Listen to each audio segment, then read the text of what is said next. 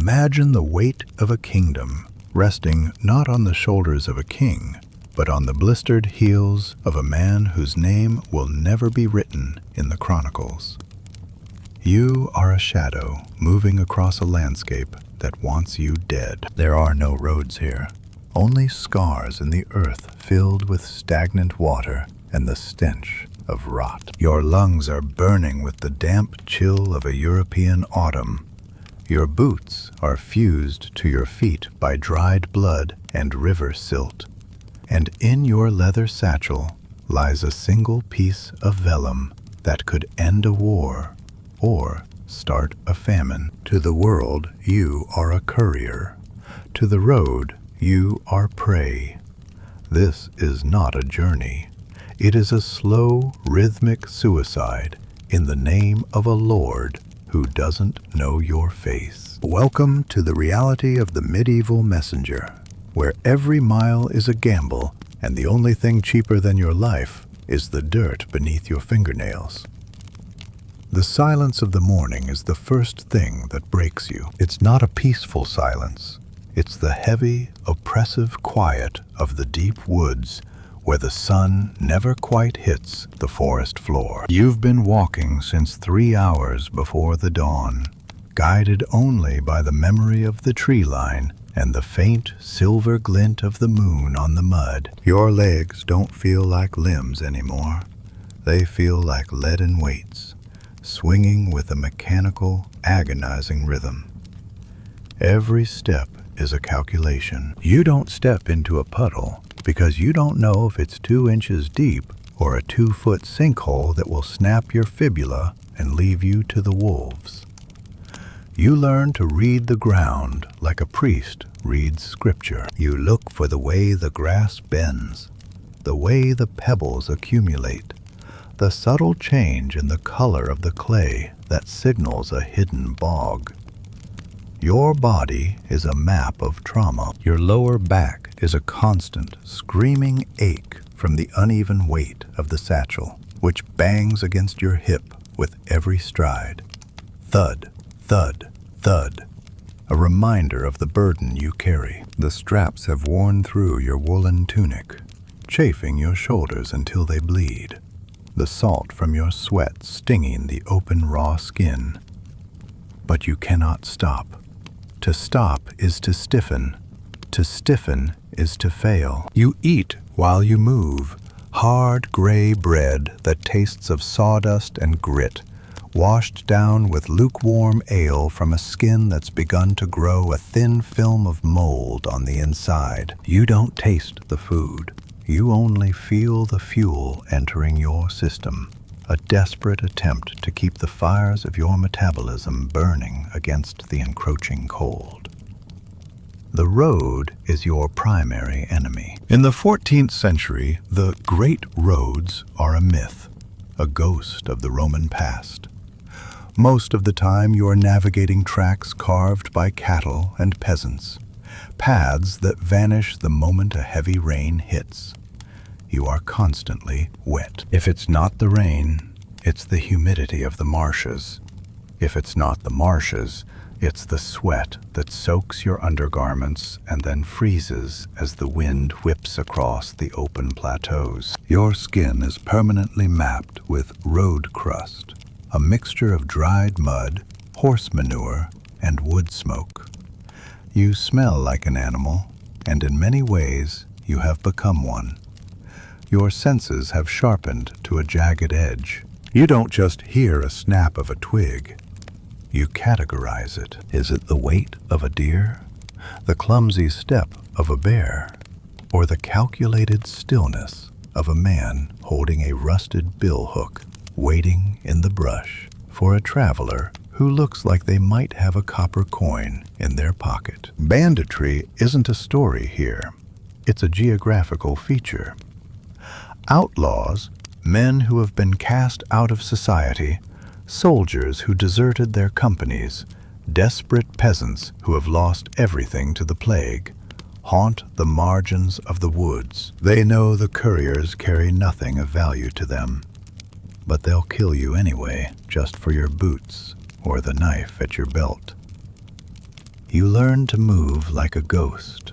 You avoid the high ridges where your silhouette could be seen against the sky. You learn the messenger's gait, a low, swinging trot that eats up the miles while keeping your center of gravity low, ready to bolt or drop into the tall grass at a moment's notice. You are a professional paranoiac. Every bridge is a potential trap. Every clearing is a kill zone. And then there is the hunger. Not the hunger of missing a meal, but the hollow, echoing hunger that starts to eat your own muscle. You pass through villages that are nothing more than clusters of hovels, where the people look at you with hollow eyes, their bellies swollen from malnutrition. You cannot ask them for food. They have none to give.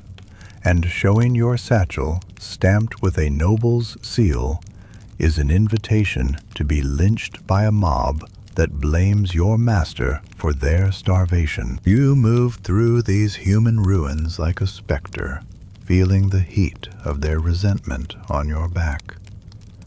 You are the face of the authority that taxes them, yet you are just as wretched as they are. By midday, the sun offers no warmth, only a glaring light that makes the mud shimmer, hiding the deep ruts left by heavy merchant wagons. Your feet are numb now, which is a blessing, but it means you can no longer feel the blisters popping and refilling with fluid. You simply watch the ground move beneath you. You think about the letter. You don't know what it says. You are likely illiterate, as most of your kind are, but you know its weight.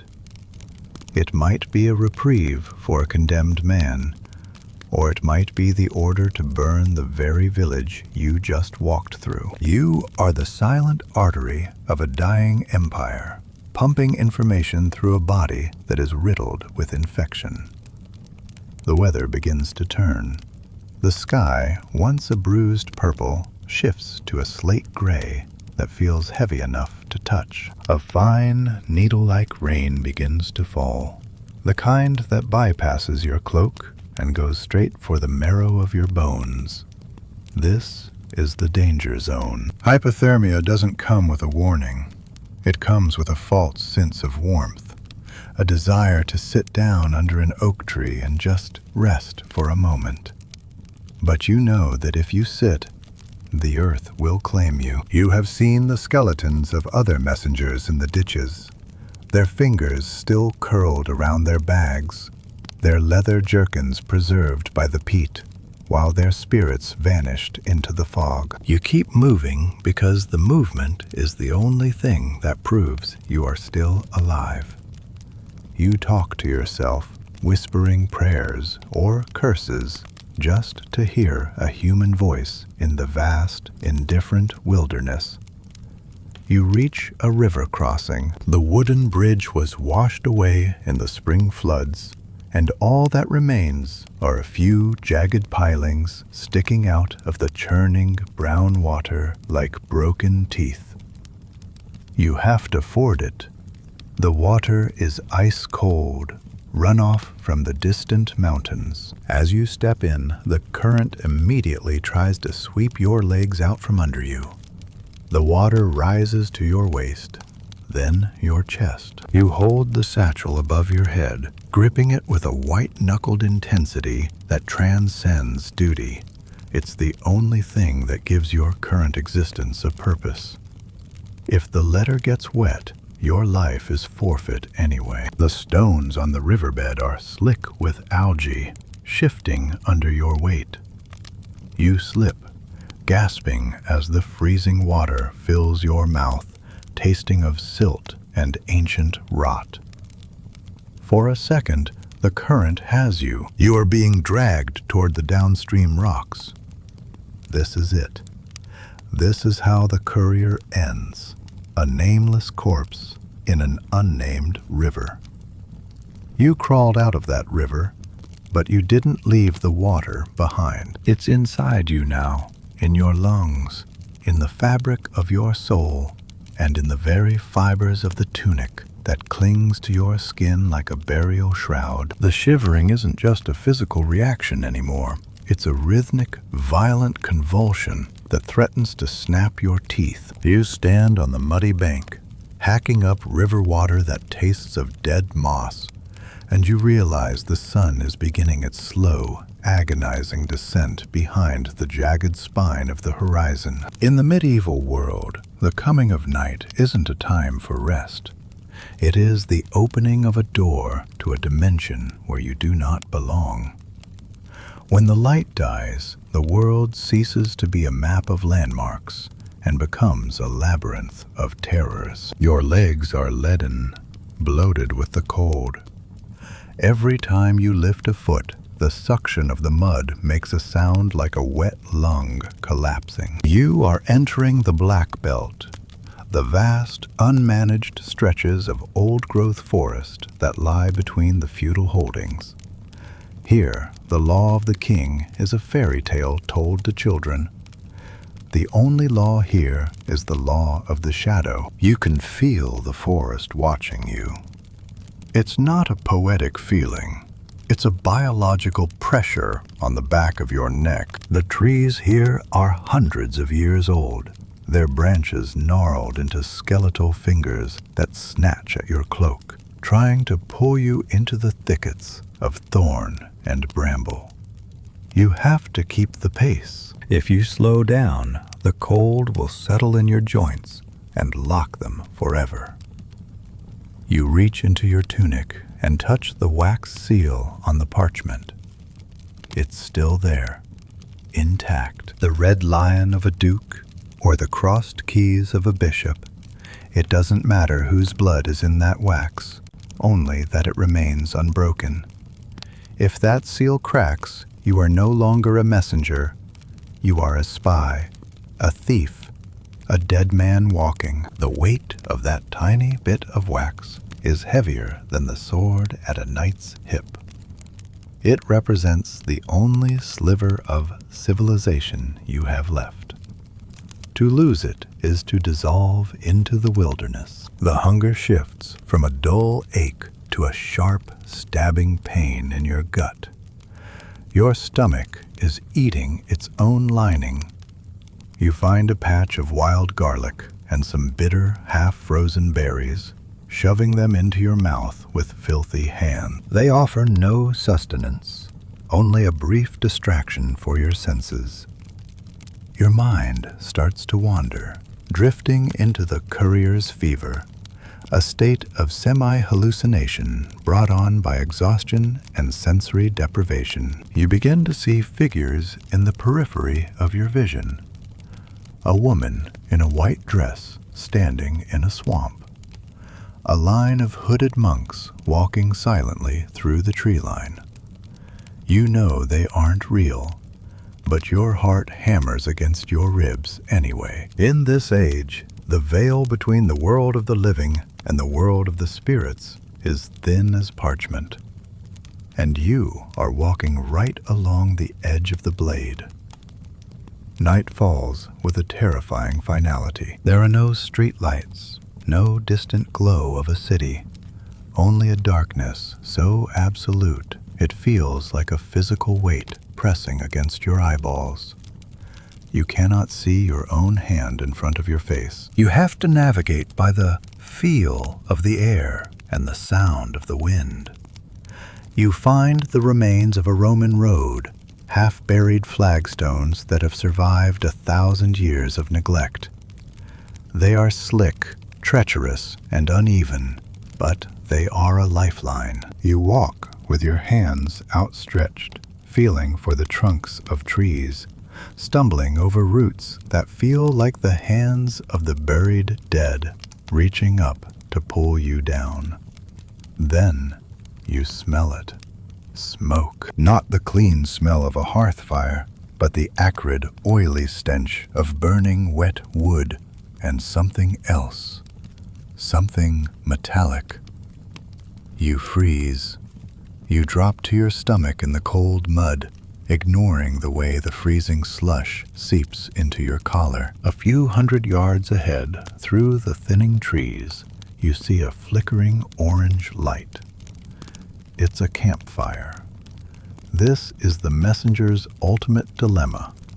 That fire represents warmth, a chance to dry your clothes, and perhaps a scrap of meat. But in the dark of the forest, a fire is a beacon for the desperate. It could be a group of pilgrims, or it could be a free company, mercenaries who have turned to banditry, men who would peel the skin from your back for the amusement of it. You creep closer, moving with the silence of a fox. Your life depends on your ability to remain unseen. As you reach the edge of the clearing, you see them. 3 men. They aren't soldiers. They are peasants, but their eyes are wild, reflecting the firelight like the eyes of wolves. They are huddling over something, a carcass, perhaps a stolen sheep or a dog. They are arguing in a low, guttural dialect you can barely understand. One of them holds a rusted wood axe, its edge notched and dull.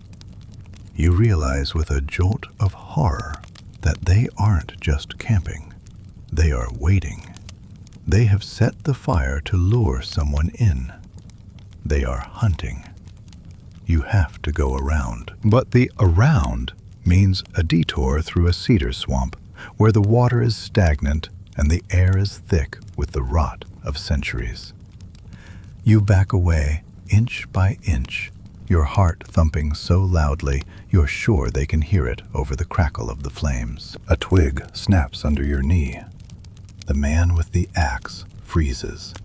He turns his head, squinting into the darkness where you are crouching. You hold your breath until your lungs scream. The silence stretches, agonizing and heavy. A crow calls out in the distance, a harsh, mocking sound. The man spits into the fire and turns back. You don't wait for a second chance. You retreat into the shadows, pushing through the dense undergrowth, the thorns tearing at your face and hands, leaving long, bloody welts that you won't even feel until tomorrow. The swamp is worse than the forest. The ground is a lie. Every step is a gamble. You use a fallen branch to probe the black water ahead of you. Thump, thump, splash. The branch sinks 6 feet into the mire. If you had stepped there, you would have vanished without a sound, the gas of the bog bubbling up over your head as your final testament. The smell here is unbearable. The smell of things that have been dead since the time of the Caesars, preserved in the anaerobic peat. Your boots are heavy with the muck, and the constant effort of pulling your legs out of the suction is draining the last of your reserves. You begin to talk to the letter. "We're almost there," you whisper, your voice a raspy croak. "Just a few more leagues. Hold on." You've personalized the parchment. It's no longer an object. It's your passenger, your child, your God. You protect it from the damp with your own body heat, tucking it deep against your chest, under the layers of wool and leather. Your skin is breaking out in a heat rash from the friction and the moisture, but you don't care. The letter is dry. The letter is safe. As the hours of the deep night crawl by, the exhaustion reaches a new, terrifying level. You begin to experience micro-sleeps. You are walking, your eyes are open, but for 3 seconds you are dreaming. You see your mother's face. You smell the bread of a kitchen you haven't seen in 5 years. You hear the sound of a church bell. Then you snap back to reality as your foot slips or a branch hits your face. These lapses are lethal. One wrong step during a micro-sleep, and you're at the bottom of a ravine. You find a hollowed-out log near a stagnant pool. You cannot go any further. Your body is shutting down. You crawl into the rotted wood, pulling your knees to your chest. trying to conserve the last shreds of your warmth. The log is home to beetles and damp rot, but it's a fortress against the wind. You close your eyes, but you don't sleep. Not really. You exist in a gray space between consciousness and death. You listen to the sounds of the swamp, the heavy splash of something large moving through the reeds, the skittering of rats, the distant, mournful howl of a wolf pack tracking a scent. You realize, with a cold clarity, that you are the scent. They are out there, somewhere in the black, navigating by the smell of your sweat and your fear. The wolves in the 1300s aren't the shy creatures of the modern world. They have tasted human flesh in the wake of the Great Famine. They know that a man alone, exhausted and unarmed, is nothing more than a slow-moving meal. You clutch your small utility knife, the only weapon you have, but you know it's useless against a pack. You have to move. You have to stay ahead of the hunger. You force yourself out of the log. Your muscles have seized up, and the pain of moving is so intense, it brings tears to your eyes. You have to physically pry your fingers open and closed to get the blood flowing. The air has turned even colder. A frost is settling over the swamp, turning the black water into a sheet of jagged glass. You begin to walk again, a shambling, broken caricature of the man. The horizon is still dark, but the air has that pre-dawn stillness that signals the final stretch of the night. You reach a ridge and look down. In the distance, through the mist, you see a single, guttering light. It's not a campfire. It's a torch on a stone wall, a way station, a monastery, or perhaps just a fortified manor. It doesn't matter. It's a mark of man. But between you and that light lies a valley filled with a fog so thick it looks like a lake of milk. You know what hides in the valley fog. That's where the low-lying miasmas settle, the bad air that people say brings the sweating sickness and the plague.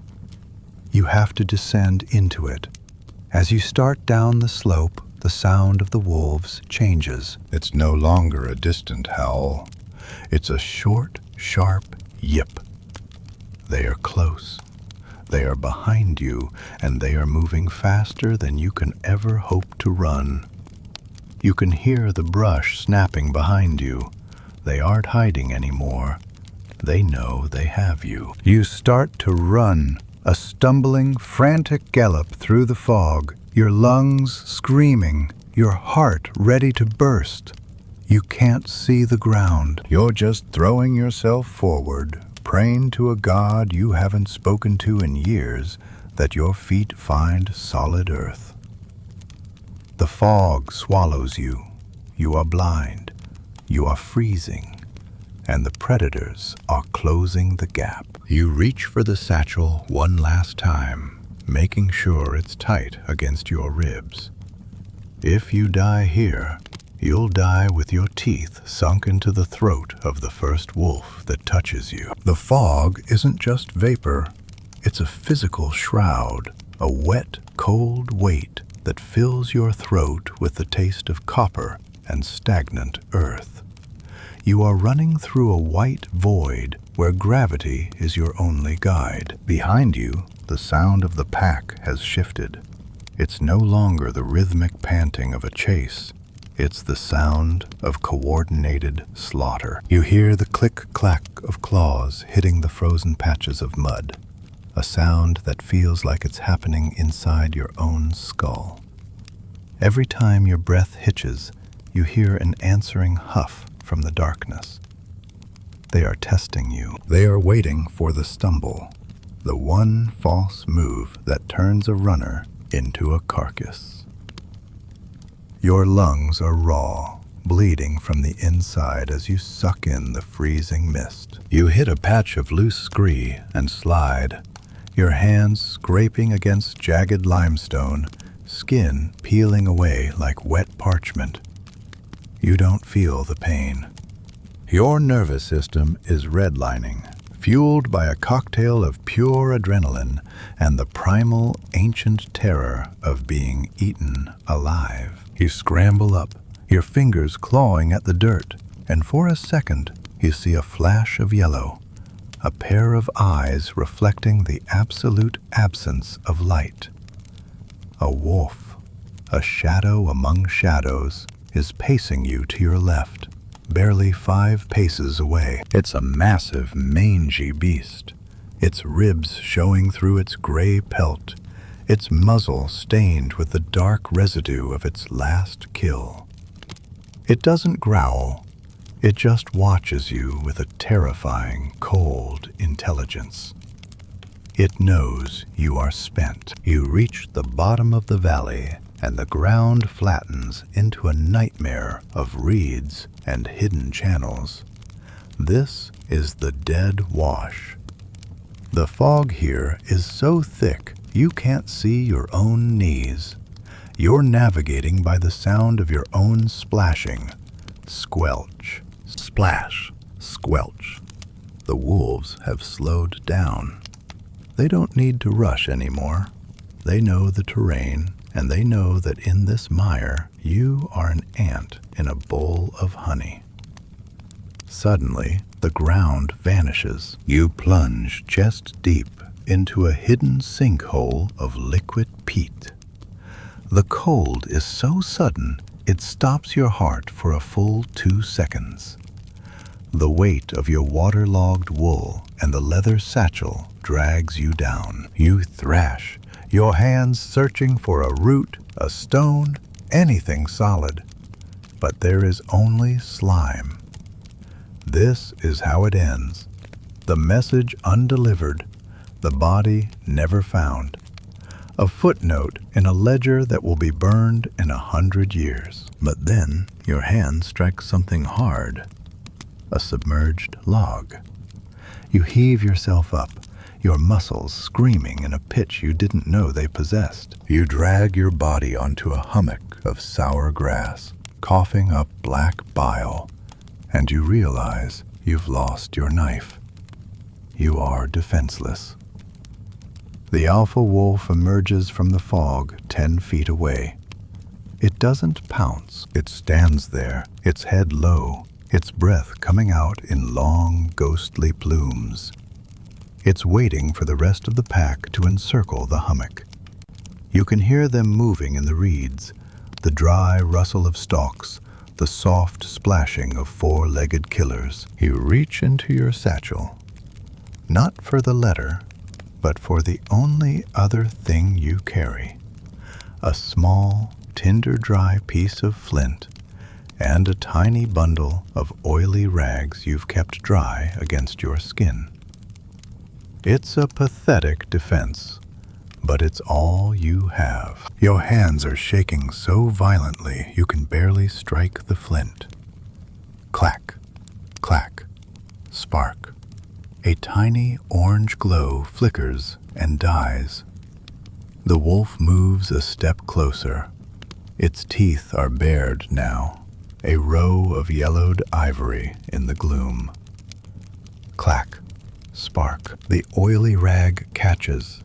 A small, defiant flame licks upward, casting long, dancing shadows that make the wolves flinch. They hate the fire. It is the only thing that separates man from the beast, the only thing that remembers the sun. You swing the burning rag in a wide arc, a desperate, flaming circle in the heart of the fog.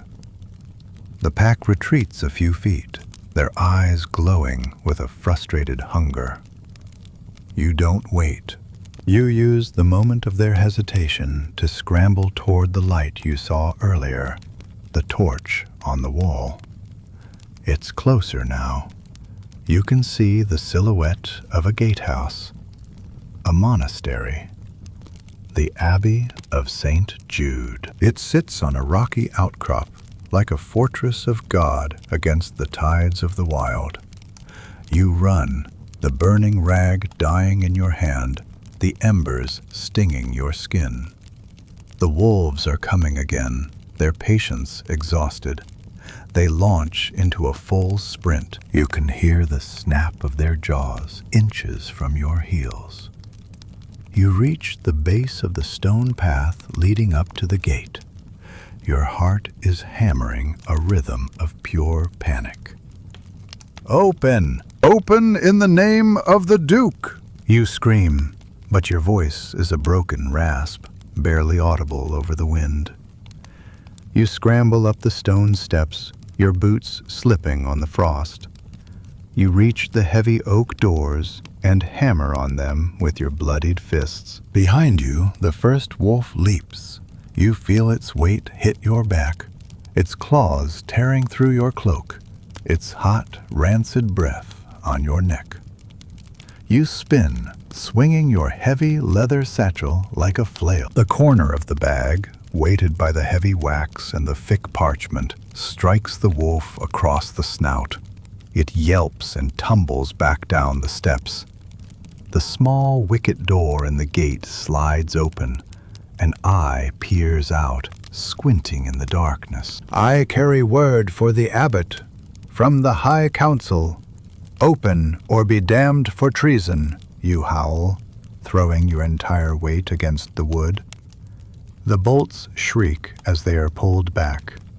The door swings open just enough for you to dive through. You hit the stone floor of the courtyard, and the monks slam the door shut, the heavy iron bar dropping into place with a definitive thud. On the other side of the wood, you hear the frantic scratching of claws and the high-pitched, frustrated whining of the pack.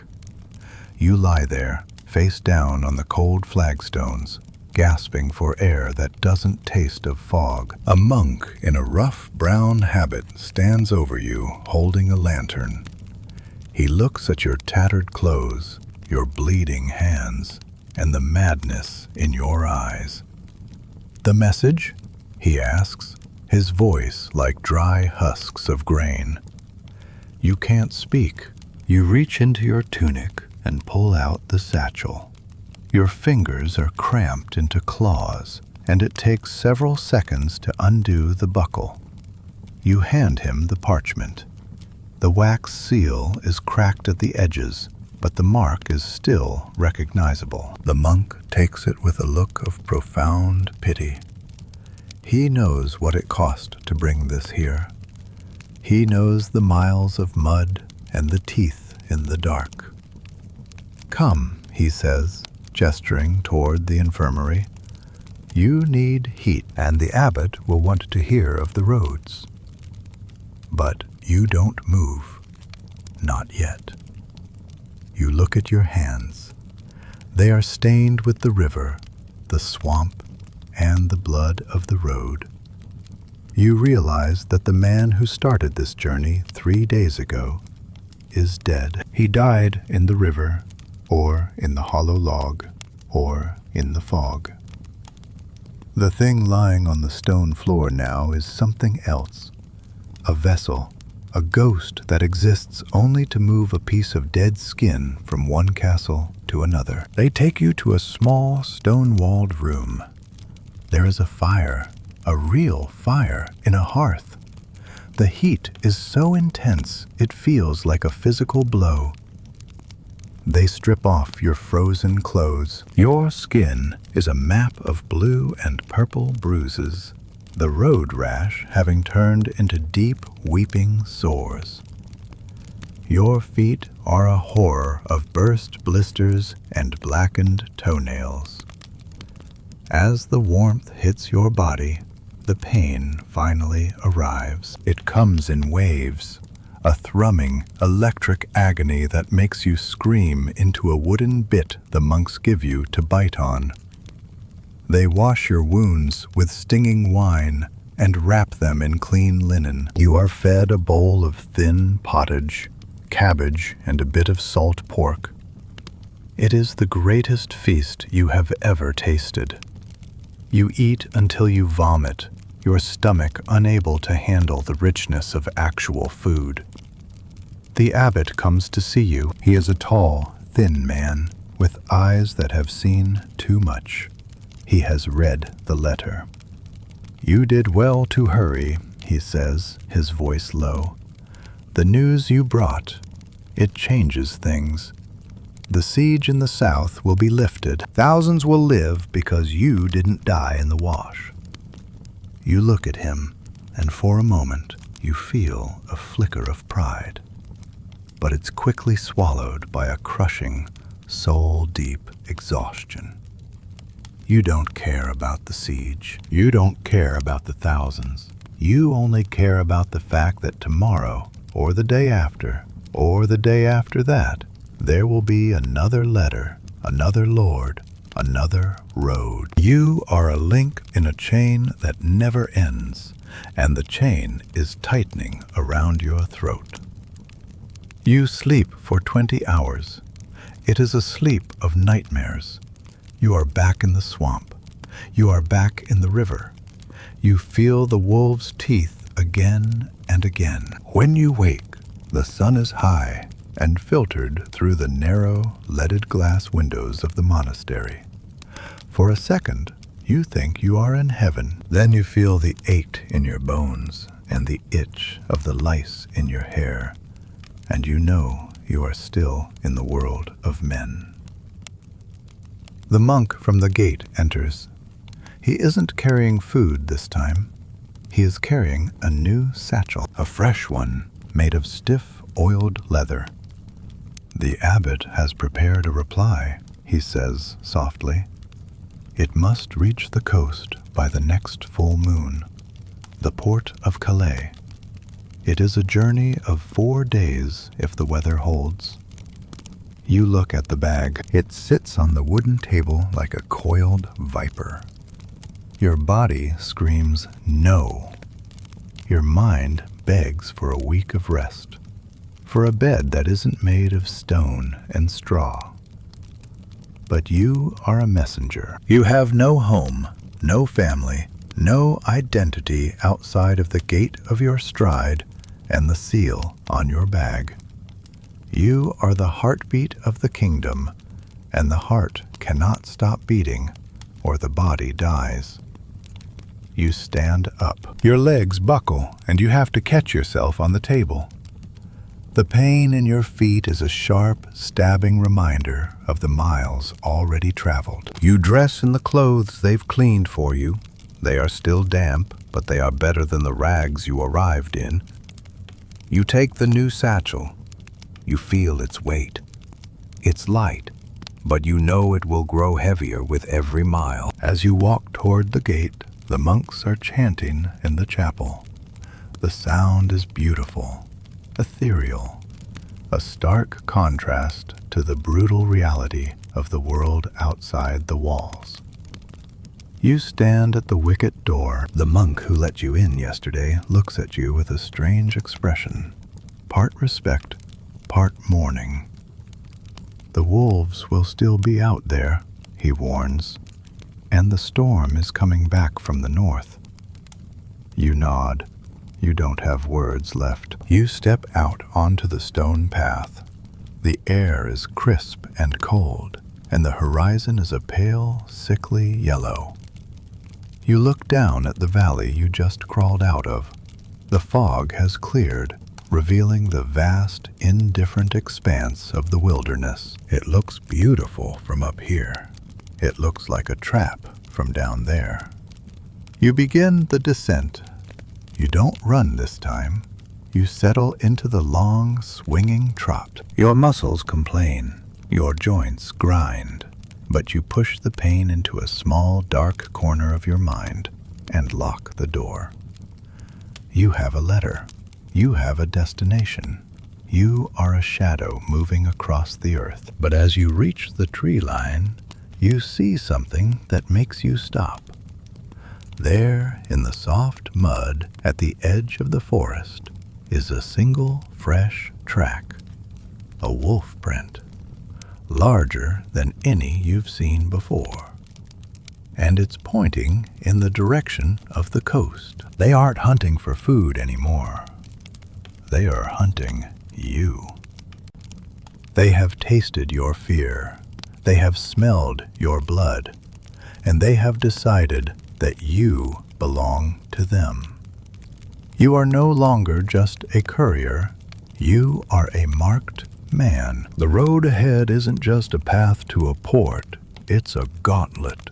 The wind picks up, carrying the scent of snow and ancient rotting things.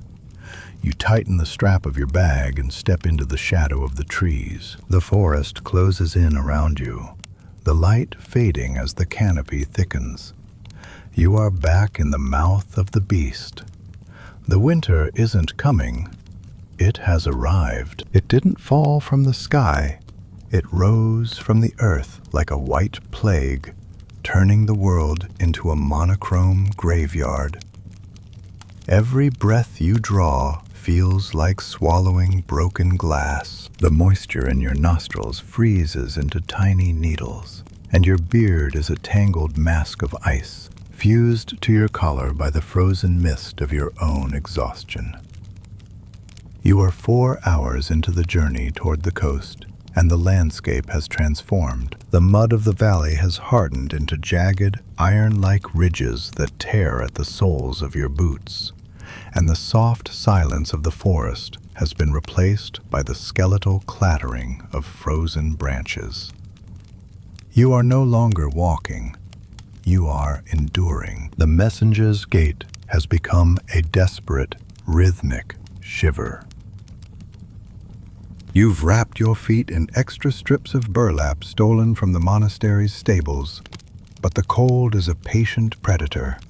It seeps through the leather, through the wool, through the skin, until it finds the bone. Your toes have long since lost all sensation, a terrifying sign of frostbite. But you cannot stop to check them. If you take off your boots now, you will never get them back on. Your feet would swell into useless stumps of purple meat, and the road would claim you before the sun hit the meridian. The track you saw at the tree line, the massive wolf print, haunts your thoughts. It's a psychological anchor, dragging your focus away from the path ahead. You find yourself turning your head every few seconds, eyes straining to pierce the dense thicket of frosted pines. You don't see them, which is worse. It means they are pacing you, staying just beyond the limit of your peripheral vision, moving with the silence of falling snow.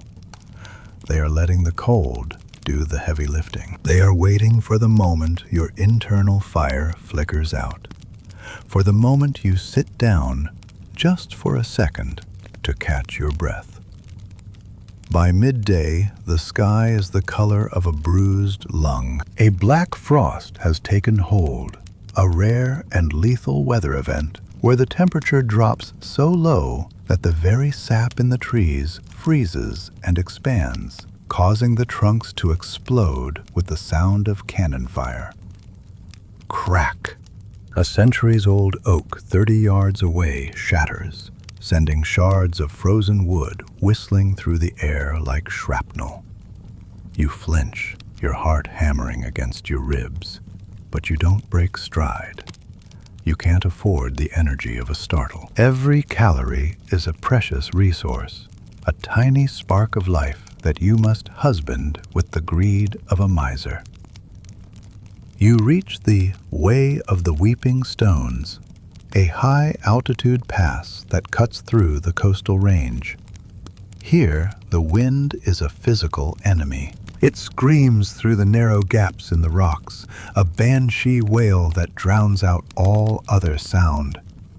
It carries with it diamond dust, tiny ice crystals that sandblast your exposed skin until your cheeks are raw and bleeding. You wrap your scarf tighter, covering everything but a narrow slit for your eyes. You look like a leper, a shrouded figure of misery crawling across a dead moon. The path narrows until it is barely a foot wide, a treacherous ledge of ice hanging over a 500-foot drop into a gorge filled with mist and jagged rocks. One slip, that's all it takes. The weight of the new satchel, oiled leather, stiff and unyielding, shifts on your hip, threatening to unbalance you. You press your body against the frozen stone of the cliff face, feeling the ancient, indifferent cold of the mountain bleaching the last of your heat. Your fingers, tucked into crude woolen mittens, are stiff as sticks. You have to use your elbows to hook into the crevices of the rock. Halfway across the ledge, you see it, a dark shape crouched on the path 50 yards ahead. It's the wolf, the alpha. It's sitting perfectly still, its gray-white fur blending into the limestone and the snow. It looks like a statue, a guardian of the underworld. It isn't growling. It isn't bared teeth and snarling fury. It is simply there. It's blocking the only way forward. Behind you, the path is too narrow to turn around.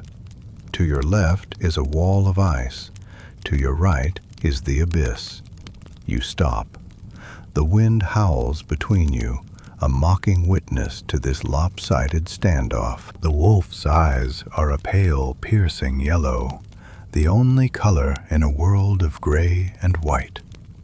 It is staring directly at the satchel. For a horrifying second, you wonder if the beast knows. Does it smell the ink? Does it smell the desperation of the men who sent you? Or is it something more ancient? In the 14th century, the lines between the natural and the supernatural are blurred. People speak of skinwalkers and loup-garou, men who have traded their souls for the hunt. Looking into those yellow eyes, you don't see an animal. You see a witness. You see the personification of the road itself, demanding a toll. You have no weapon but your grit. You reach into your cloak and pull out a heavy, jagged stone you picked up in the valley. A piece of flint the size of a man's fist. It's cold enough to stick to your palm. You let out a sound, not a scream, but a low, guttural roar. A sound that comes from the very bottom of your gut. The sound of a man who has already accepted his death and therefore has nothing left to fear. Move, you howl, the word lost in the gale. You take a step forward, then another.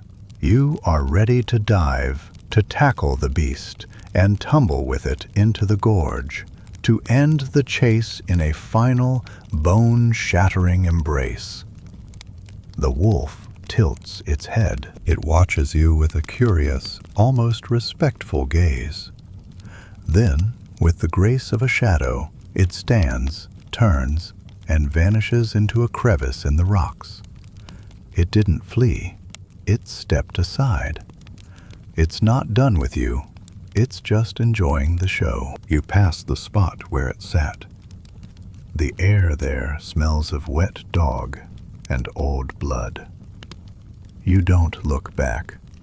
You push through the pass, the descent beginning on the other side. The change in altitude brings a change in the air. The dry, biting cold of the mountain gives way to a heavy, salt-laden dampness.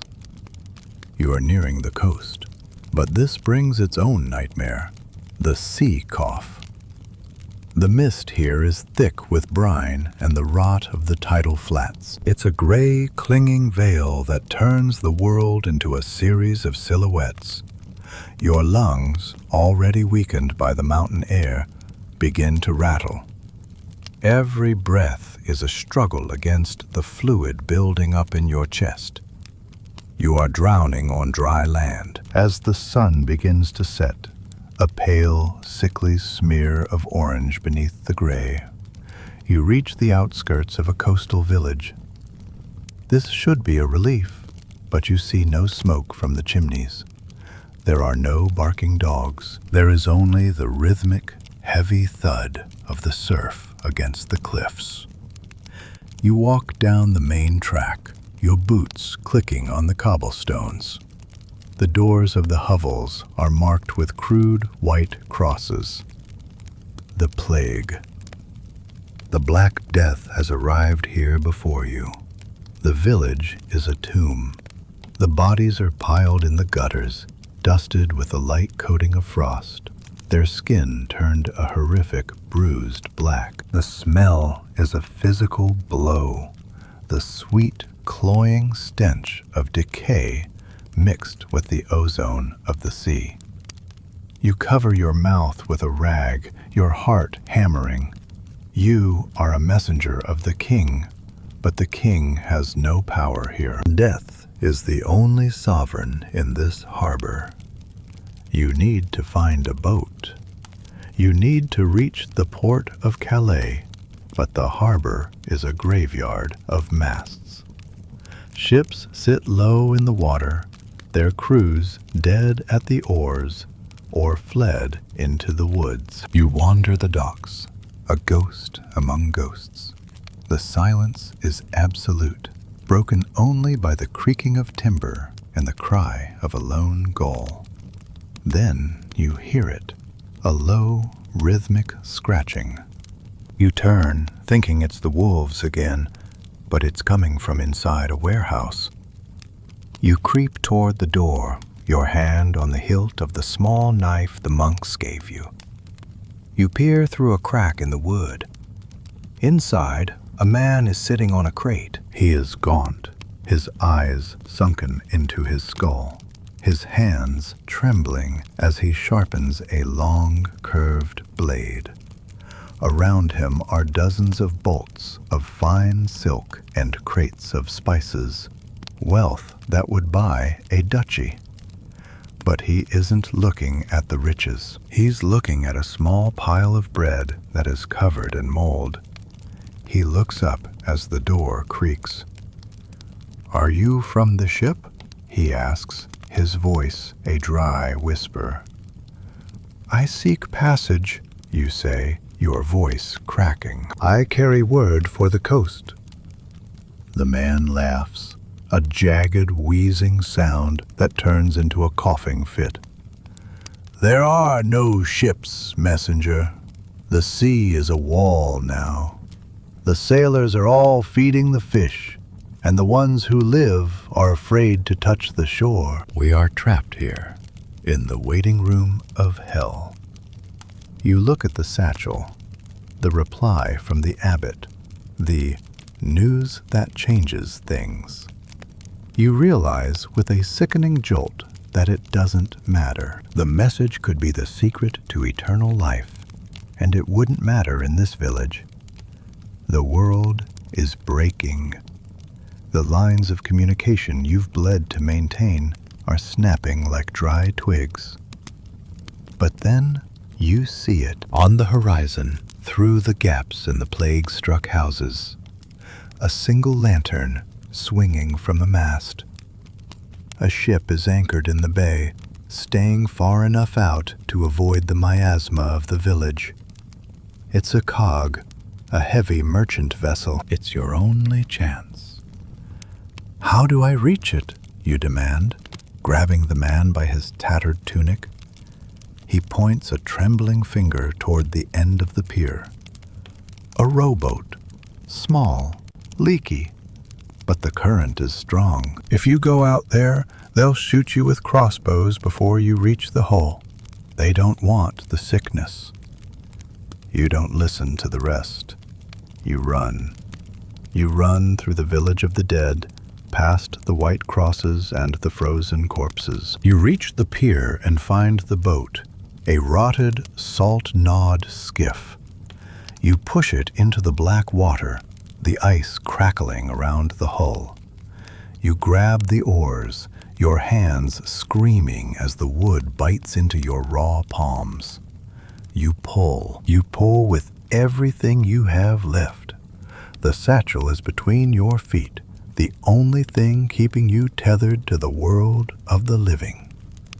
Behind you, on the shore, a line of gray shapes emerges from the shadows of the houses. The wolves. They stand on the edge of the pier, watching you move into the dark water. They didn't need to kill you. They just needed to see where you were going. The current is a monster. It tries to spin the boat, to drag you out into the open Atlantic. The ship's lantern is a tiny, flickering star in a universe of black. You scream for help, but the sound is swallowed by the roar of the surf. You are a speck of dust in the eye of a storm. Suddenly, a bell rings out from the ship, a heavy bronze clanging. They've seen you. "Stay back!" a voice bellows from the darkness. "Stay back, or we fire!" You see the glint of steel on the deck. Crossbows. They are aimed at your chest. You stop rowing. You stand up in the wobbling boat, the cold water swirling around your ankles. You reach into the satchel and pull out the parchment. You hold it high, the wax seal catching the faint light of the ship's lanterns. "I am the messenger!" you scream, the last of your strength pouring into your throat. "I carry the seal! By the grace of God, let me board!" The silence that follows is longer than the entire journey. The boat tosses on the waves. The crossbowmen don't move. You are a silhouette of a man, holding a piece of skin, pleading with a world that has forgotten the meaning of mercy. The wind dies down for a single heartbeat. You hear the creak of a winch. A rope ladder hits the water with a splash. "Come up," the voice says, no longer shouting, but heavy with a weary dread. "But if you cough once, we throw you back to the sharks." You reach the ladder. Your hands won't close around the hemp. You have to wrap your arms around the ropes, dragging yourself up inch by agonizing inch. Your legs are dead weights. Your mind is a blur of gray fog and yellow eyes. You reach the rail, and a dozen rough hands grab you, hauling you onto the deck like a landed fish. You lie on the salt-stained wood, gasping. A man in a heavy fur coat, the captain, stands over you. He looks at the parchment in your hand. He doesn't take it. He just looks at you. "You came through the village?" he asks. You nod, unable to speak. He sighs, a sound of profound sadness. He looks at his crew, then back at you. "We weigh anchor for Calais.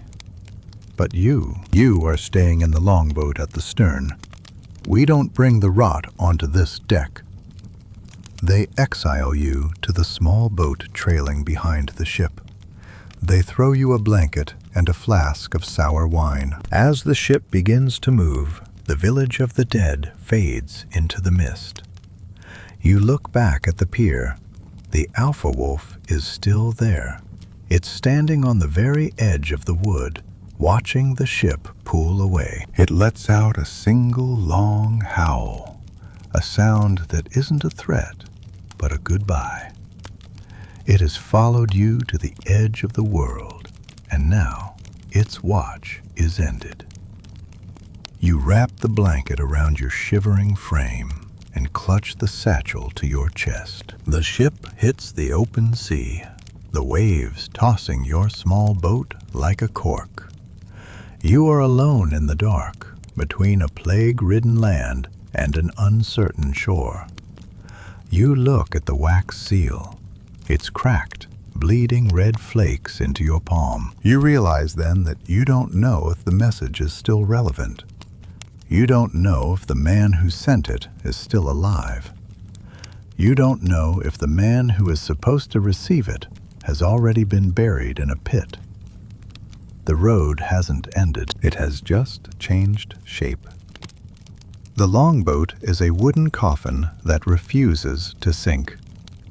You are tethered to the merchant cog by a single fraying hawser, a literal umbilical cord connecting you to a world that fears you like a demon. The ship's wake is a churning path of white foam in the black Atlantic, and every time the hull drops into a trough, freezing spray douses you, turning your blanket into a heavy, sodden weight.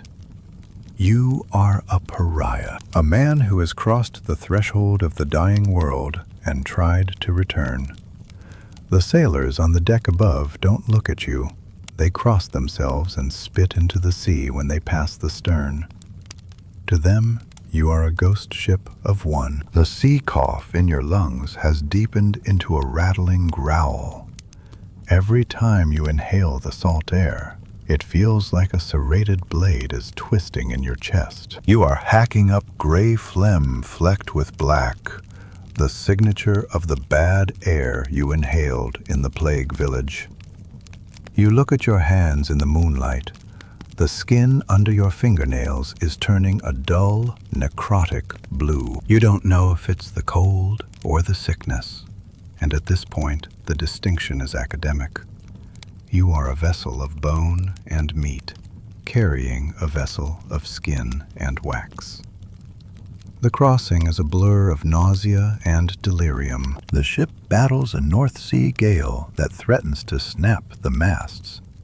From your position in the trailing boat, the world is a vertical nightmare. One moment, you are staring up at the towering wooden stern of the cog. The next, you are looking down into a valley of water that looks like liquid obsidian. The rope snaps taut with a sound like a whip. Crack! And you are jerked forward, your neck nearly snapping. You clutch the satchel. You've wrapped it in your own leather jerkin now, sacrificing your last layer of protection to ensure the parchment doesn't dissolve in the spray. You are shivering so violently that your muscles are beginning to tear themselves from the bone. Then, through the roar of the storm and the madness of the waves, you hear it. A bell. Not the frantic clanging of the ship, but a deep, rhythmic tolling from the distance. Calais, the key to France. The last bastion of the English crown on the continent. As the fog lifts, the fortress emerges from the sea like a jagged tooth. Its walls are massive, gray limestone stained with centuries of salt and blood. It is a city of iron and stone, built to withstand sieges, fires, and the very wrath of God. But as the ship draws closer, you realize that even these walls have failed. The harbor is choked with wreckage. Fires burn on the ramparts, not for defense, but to incinerate the piles of the dead that have become too numerous for the graveyards. The cog doesn't enter the main harbor. It drops anchor in the outer roads a mile from the stone pier. The captain leans over the railing, his face obscured by a heavy woolen scarf. He doesn't say a word.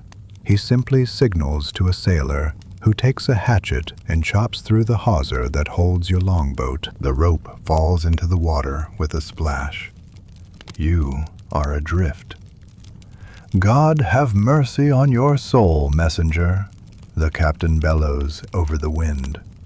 We've done our part. The rest is between you and the tide. The ship begins to turn, its sails catching the wind as it flees the infected coast.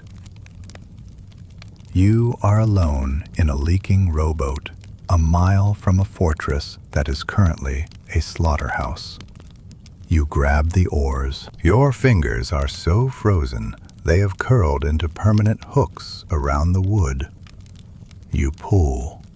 Each stroke is a masterpiece of agony. Your shoulders feel like they are being ground in a stone mill. You watch the fortress grow larger, its shadows stretching out across the water like reaching hands.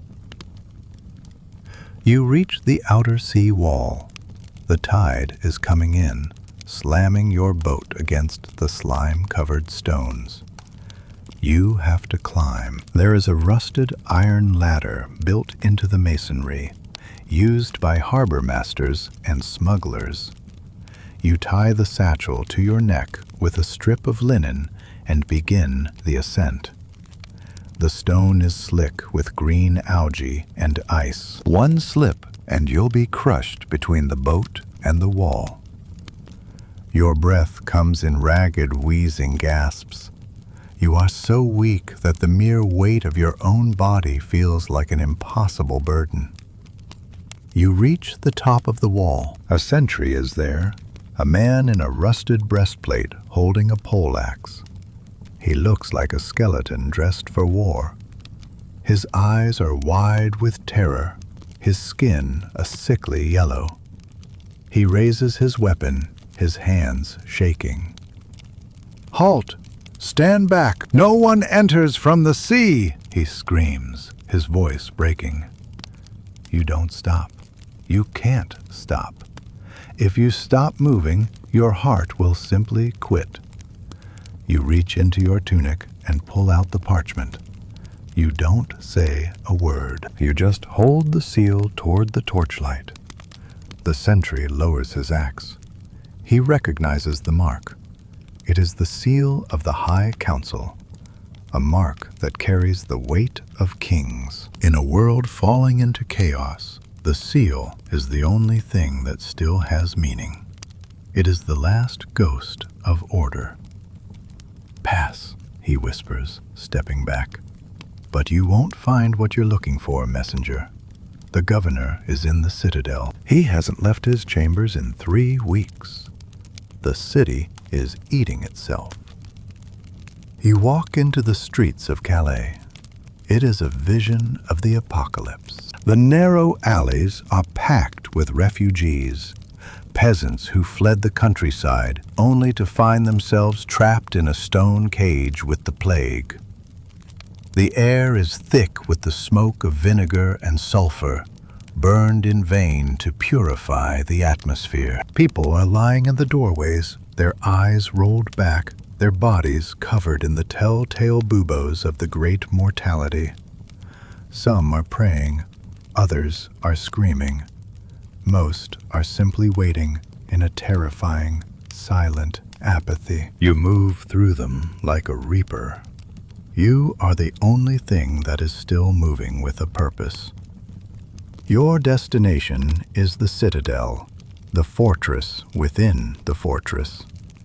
It sits on a hill at the center of the city, its banners ragged and gray. As you climb the winding stairs, the scale of the tragedy becomes clear. You see a priest throwing a crucifix into a pile of burning bodies.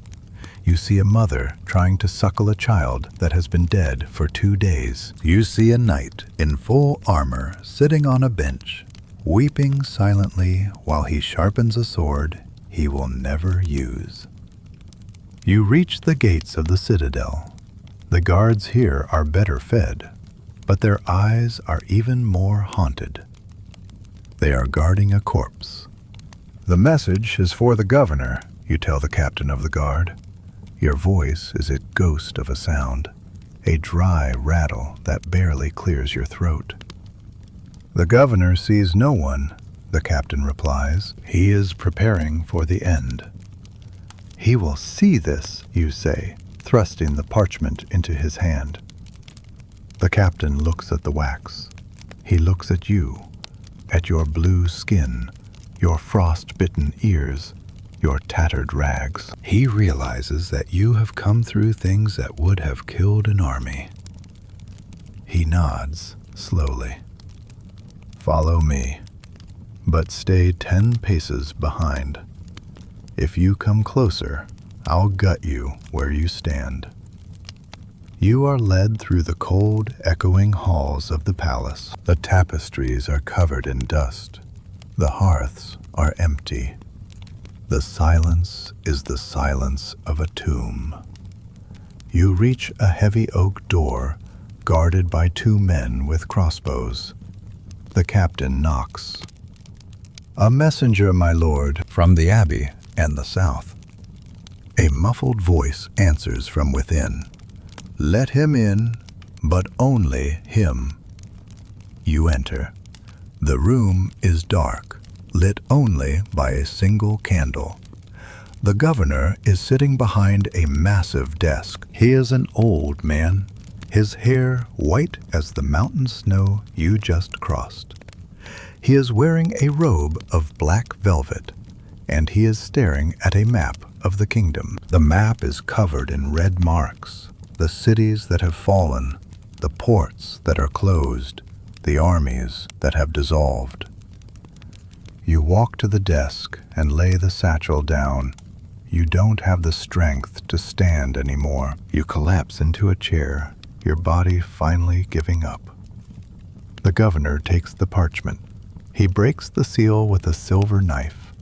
He reads the letter in silence, his eyes moving slowly across the lines. You watch him, waiting for the spark of hope, the sign that your journey meant something. He finishes the letter. He looks at it for a long time. Then he holds the corner of the parchment to the candle flame. You watch in a daze as the message, the thing you bled for, the thing you fought wolves and mountains and the sea to protect, catches fire. The edges curl and blacken. The ink vanishes into ash. The governor watches it burn until it is nothing but a gray flake in his hand. What did it say?" you manage to whisper. The governor looks at you. His eyes are empty. There is no hope there. There is no secret. There is only a profound, crushing weariness. "It was a request for more men," he says softly. "A plea for reinforcements to hold the southern pass. A request for grain to feed the garrison." He gestures to the empty halls around him, to the dying city outside the window. "There are no men left to send, messenger. There is no grain. The king is dead. The council has fled to the islands." This letter was a scream from a man who is already dead, sent to a man who is about to die. The room spins. The irony is a physical weight crushing your lungs. You survived the unsurvivable. You did the impossible. You carried a scream across a graveyard. "So, it was for nothing?" you ask. The governor leans back, the candlelight casting long shadows across his face. "In the eyes of the world, yes. It changed nothing. The war is over, not because of a treaty, but because there is no one left to fight it. The grain will never arrive. The pass will be lost." He pauses, looking at your shattered hands. "But you," he says, his voice taking on a strange, sharp edge, "you are still here. You did what no other man could do. You kept the pulse of the world beating for one more week. That is not nothing. In the darkness, the act of doing the duty is the only light we have left." He reaches into a drawer and pulls out a heavy gold coin. He tosses it onto the desk. It rings with a pure, clear sound that seems out of place in this room of death. "Take it. Go to the kitchens. Tell them I ordered you to be fed. Then find a bed. You have earned your rest." You look at the gold coin. It's useless. You can't eat gold. You can't use it to buy a new pair of lungs or a new soul. You pick it up anyway, your fingers fumbling with the weight of it. As you walk out of the room, you pass a mirror, a polished piece of bronze on the wall. You stop. You look at the reflection. The face looking back at you isn't human. It's a mask of scars, frostbite, and filth. The eyes are the eyes of the wolf you saw in the pass, yellowed by jaundice and fever, cold and ancient. You realize that you didn't escape the wilderness. You brought it with you. You are the road. You are the cold. You are the messenger of a dead age. You walk down to the kitchens. They are empty. The fires are out. The servants have all fled or died. You sit on a wooden bench in the dark, the gold coin cold in your palm. You can hear the sound of the sea outside the walls, the same sea that carried you here. You close your eyes. For the first time in weeks, you aren't thinking about the next mile. You aren't thinking about the seal. You are just listening to your own breath, the wet, rattling sound of a man who has reached the end of the map. But then you hear a sound, a faint rhythmic tapping at the window. You open your eyes.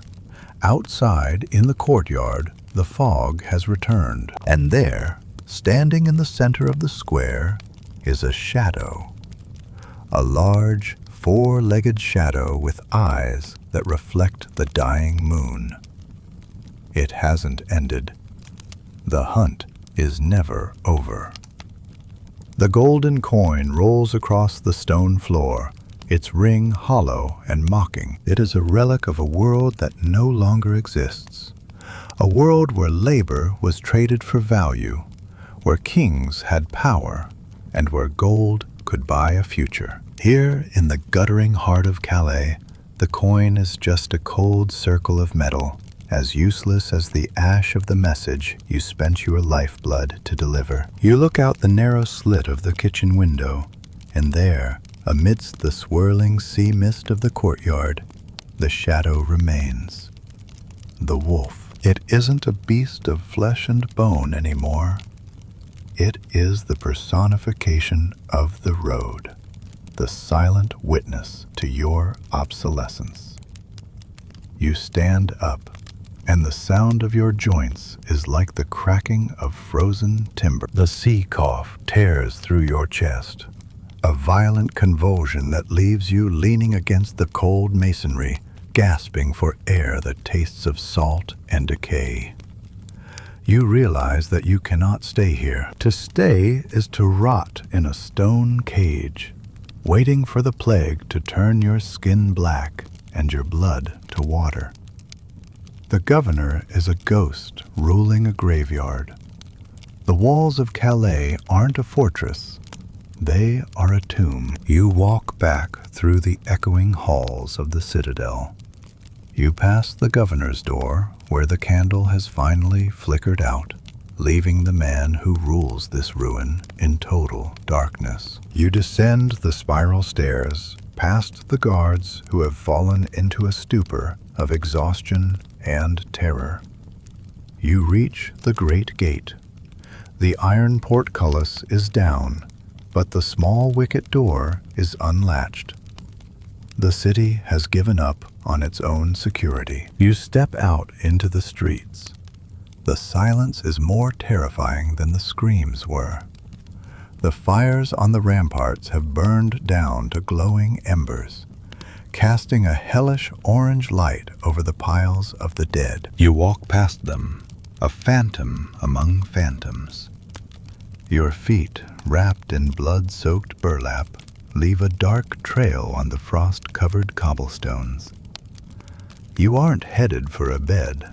You aren't headed for safety. You are headed back to the only thing that defines you, the road. You reach the sea wall. The tide has gone out, revealing the skeletal remains of ships wrecked on the sandbars. You don't look for a boat. you look for the horizon. You realize that the message didn't matter because the act was the message. In a world collapsing into the void, the fact that one man refused to stop, refused to lie down, and refused to let the darkness win is the only truth left. You were the pulse of a dying age, and though the age is dead, the pulse must continue until the last heart stops. The wolf is waiting at the base of the wall. As you descend the rusted ladder, it steps forward. You reach the sand, and for the first time you don't feel fear. You look into those yellow eyes, and you see the reflection of every mile you've walked, every river you've forded, and every shadow you've fled. You reach out a hand, cracked, blue, and trembling. The wolf doesn't bite. It sniffs the air, its cold muzzle brushing against your knuckles. A pact is made. You turn away from the walls of Calais. You begin to walk east, back toward the interior, back toward the mountains and the swamps. You have no parchment, you have no seal, you have no master. You are the eternal messenger, carrying the news of the end of the world to a world that isn't listening. The sun begins to rise, a pale, bleeding sliver of light that offers no warmth. It illuminates a landscape of ruin, charred villages, empty fields, and the endless, indifferent forest. You settle into the gate. The pain is still there, but it is a familiar companion now. You move with the silence of the wind, a shadow flickering across the face of a broken earth. Behind you, the wolf follows, its paws making no sound on the frozen ground. You are the courier of the apocalypse. You are the memory of what it meant to have a purpose. And as you vanish into the mist of the new day, the world behind you fades into the white noise of history. There are no chronicles for men like you. There are no monuments. There is only the road, stretching out forever into the gray unknown, and the rhythmic, ghostly sound of footsteps that will never, ever stop. This was the life of the medieval courier, not a romantic gallop on a white horse, but a grueling, visceral descent into the limits of human endurance. They were the invisible threads that held the fabric of the Middle Ages together, surviving the elements, the outlaws, and the Black Death itself, often only to deliver a message that arrived too late to matter. Their stories weren't written in gold, but in mud, sweat, and the quiet heroism of simply moving forward when everything else stood still. If you felt the chill of that mountain pass and the weight of that leather satchel, then you've only scratched the surface of the dark, forgotten corners of history we explore here. The past isn't just dates and names. It's the blood in the soil and the grit between the teeth of those who came before us. Don't let the road end here. If you want to delve deeper into the gritty reality of the ages past, from the filth of the plague-ridden streets to the silent terror of the ancient wilderness, hit that subscribe button and ring the bell. We bring the shadows of history to life, one brutal detail at a time. Like this video if you'd survive the journey, or comment below, what message would you risk your life to deliver across a dying kingdom? The road is long and the night is coming. Stay tuned for our next descent into the darkness. Subscribe now and never miss a step of the journey.